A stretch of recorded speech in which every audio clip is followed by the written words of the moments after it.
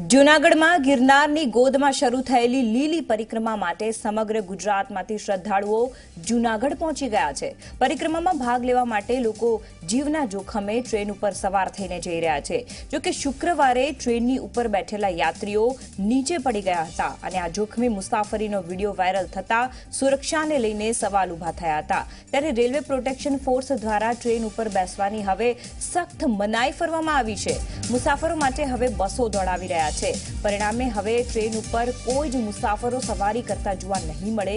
ટ્રેનમાં અને railway station પર પણ કડક સુરક્ષા ગોઠવી દેવામાં આવી છે।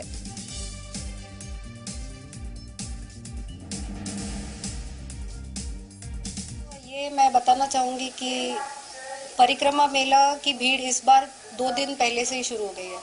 हमारा एंटिसिपेशन था कि 18 तारीख को या 17 तारीख की रात से ये शुरू होगा, लेकिन 16 से ही भीड़ शुरू हो गई और 17 को ही इन्होंने फॉरेस्ट के गेट्स खोल दिए।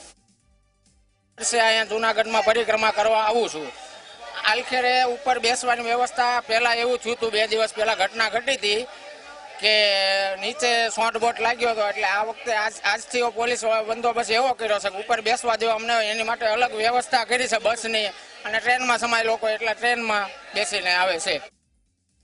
લીલી પરિક્રમામાં લોકો ખૂબ જ આવી રહ્યા છે। ત્યારે ગઈકાલે જે અકસ્માતની ઘટના બની હતી તેને લઈને આજે રેલવે વિભાગે લોકોને ઉપર નથી બેસવા દીધા।